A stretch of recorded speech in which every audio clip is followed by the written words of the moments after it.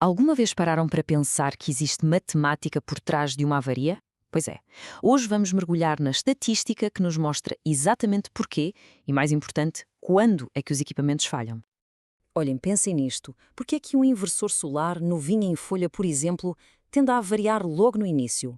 Ou então, só muitos anos depois, mas quase nunca a meio do caminho? Parece um quebra-cabeças, não é?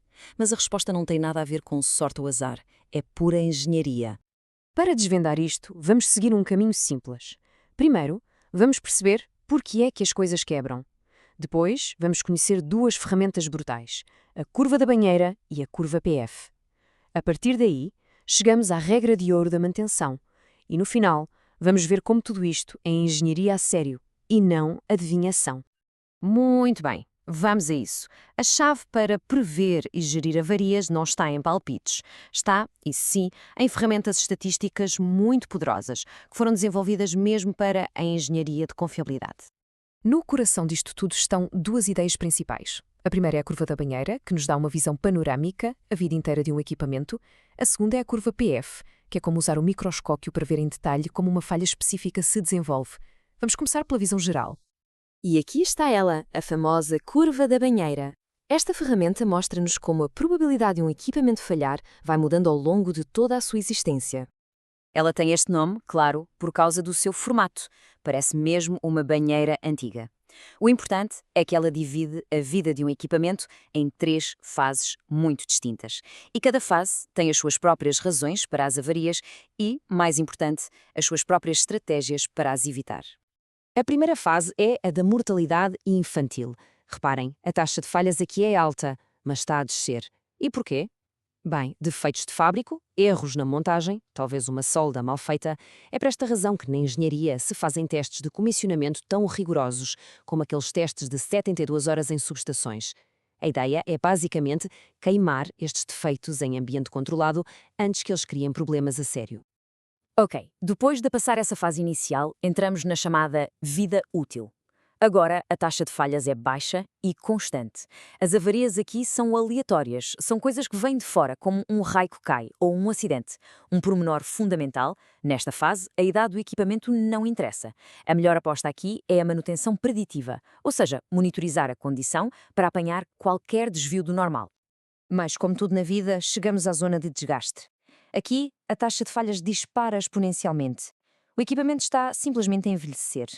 Nos sistemas elétricos isto vê-se na degradação do isolamento, na fadiga dos materiais. Nesta fase, a única estratégia que faz sentido é a manutenção preventiva, substituir as peças antes que elas quebrem ou simplesmente reformar o equipamento.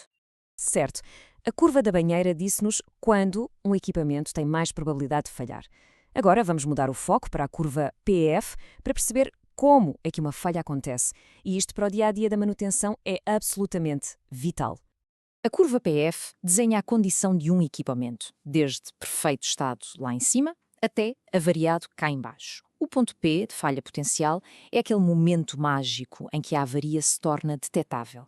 Pensem num ligeiro aumento de temperatura, por exemplo. O ponto F, de falha funcional, é quando a máquina para. O tempo entre estes dois pontos é o intervalo PF. É a nossa janela de oportunidade para agir. Vamos a um exemplo clássico para isto ficar bem claro. Imaginem uma ligação elétrica que se solta um bocadinho. Isto aumenta a resistência e começa a gerar calor.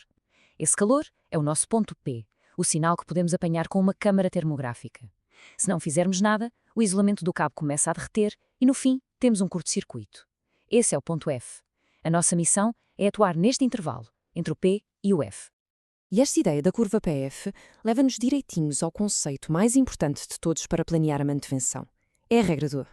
A pergunta que qualquer gestor de manutenção faz é esta: de quanto em quanto tempo é que eu mando as equipas inspecionar as máquinas? De semana a semana? Uma vez por mês? Uma vez por ano? A resposta não pode ser um palpite. E aqui está a chave de tudo. A frequência das inspeções tem que ser, mas tem mesmo que ser, mais curta do que o intervalo PF da avaria que se está a tentar apanhar. Esta é a regra de ouro. Ignorar isto, bem, é literalmente deitar dinheiro pela janela fora.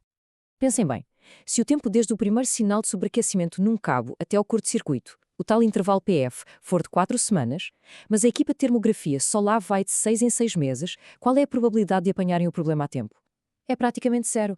A avaria vai, estatisticamente, acontecer entre as inspeções e o programa de manutenção preditiva torna-se completamente inútil. E agora vamos juntar as peças todas. Quando combinamos o que aprendemos com estas duas curvas, deixamos de ter uma manutenção baseada em reações e suposições e passamos a ter uma estratégia de engenharia precisa e baseada em dados. E isto explica porque é que tratamos as falhas mecânicas e elétricas de forma tão diferente. Uma falha mecânica, como o desgaste de um rolamento, costuma ter um intervalo PF longo, de meses, e está-nos tempo para planear inspeções periódicas. Agora, uma falha elétrica, como a degradação de um isolamento, tem um PF muito curto, às vezes de horas. E é por isso que, em sistemas elétricos, se investe tanto em monitorização contínua e em proteções automáticas que atuam numa fração de segundo. E no fim de contas, o que é que isto tudo significa? Dinheiro. É tudo uma questão de gestão inteligente. A curva da banheira. Essa ajuda a gerir o CAPEX, o grande investimento. As decisões de quando é que substituímos esta máquina. Já a curva PF, essa é a nossa ferramenta para dominar o OPEX, os custos do dia-a-dia. É ela que nos diz como fazer inspeções que realmente funcionam e que evitam aquelas paragens que custam uma fortuna. E assim, a pergunta que fica no ar é esta. O plano de manutenção que se usa na vossa organização é baseado em cálculo, em engenharia, ou ainda se baseia um bocadinho em adivinhação? Porque sem estas ferramentas, é exatamente isso que se está a fazer. No fundo, a escolha é entre calcular e adivinhar.